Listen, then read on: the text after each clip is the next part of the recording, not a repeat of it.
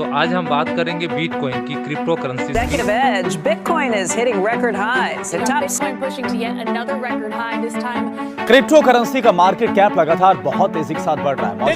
Cryptocurrency or Bitcoin is an electronic online digital currency. Something like Bitcoin is going to play an increasing role. तो आप जानेंगे कि bitcoin और crypto currency जो है वो कैसे फंक्शन करती है। कि बिटकॉइन की सिस्टम को समझने के लिए हमें कुछ करेंसीज की फंक्शन है उसे जानना जरूरी है। तो इसके लिए हम आपको लिए चलते हैं 1000 ईयर्स बैक और हम जानते हैं कि हमारा जो करेंसीज था वो कैसे स्टार्ट हुआ है। तो देखिए, पहले लोगों के पास क्या थी, सामान होती थी और वो सामान जो है एक दूसरे को लेन देन करके एक सिस्टम डेवलप था जिसका नाम था बार्टर सिस्टम। मतलब अगर किसी के पास चावल है और उसे अगर प्याज चाहिए तो वो अपना चावल उसे देता था, और सामने वाला को अगर चावल की जरूरत होती थी तो वो चावल किसी को दे देता था, और उसे अगर सेब चाहिए तो वो सेब ले लेता था। तो इस तरह से सामान जो है वो एक्सचेंज के रूप में काम करते थे एक दूसरे का, और इसी सिस्टम को बार्टर सिस्टम कहते थे। लेकिन समय के साथ साथ इसमें एक लो था, एक इशूज था जो लोगों को बड़ी दिक्कत का सामना करना पड़ता था कि उन्हें जो है फेयर एंड इक्विवेलेंट ट्रांजैक्शंस नहीं मिल पाती थी। मतलब अगर किसी को आलू चाहिए और उसके पास बहुत सारे सेब है, तो अगर वो अपना सेब दे दे और उसके बदले उसे आलू मिले तो सेब और आलू की वैल्यू एक नहीं होती है। तो ऐसे में प्रॉब्लम हो जाती थी और लोग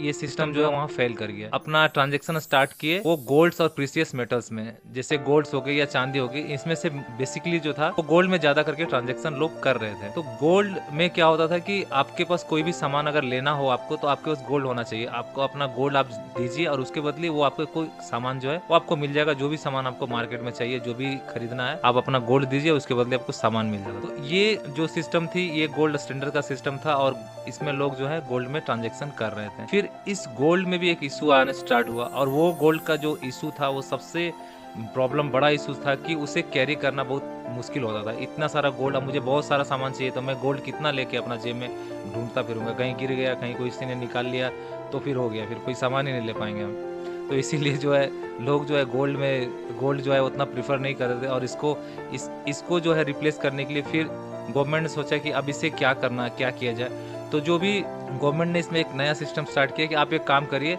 आप अपना गोल्ड जो है मुझे जमा करा दीजिए और मैं इसके बदले आपको एक रिसिप्ट दे दूंगा, और ये रिसिप्ट ले जाके आप जो है मार्केट में कोई भी सामान खरीदिएगा आपको आसान। तो ये जो रिसिप्ट थी यही आगे चल के एक पेपर करेंसी का रूप लेती है, और एक फिजिकल करेंसी जो हम बोलते हैं, हमारे पास जो 500 के रुपए, 100 रुपए, 50 रुपए के जो पेपर करेंसीज है, ये सारे उसी रिसिप्ट का एक डेवलप्ड फॉर्म है। तो आप मान सकते हैं कि ये जो रिसिप्ट्स का सिस्टम जो था वही आज के टाइम में पेपर करेंसी है, और इसमें गवर्नमेंट का एक ट्रस्ट इन्वॉल्व होता है। गवर्नमेंट उस पर ट्रस्ट करके हम उनको सारा गोल्ड अपना देते हैं, और हर करेंसीज में लिखा होता है कि मैं धारक को वचन देता हूं कि इतने रुपए अदा करने का। तो ये सिस्टम जब स्टार्ट हुआ, फिर इस सिस्टम का जो है आस्ते आस्ते जो है एक डिजिटलाइज फॉर्म आया, जो है यूपीआई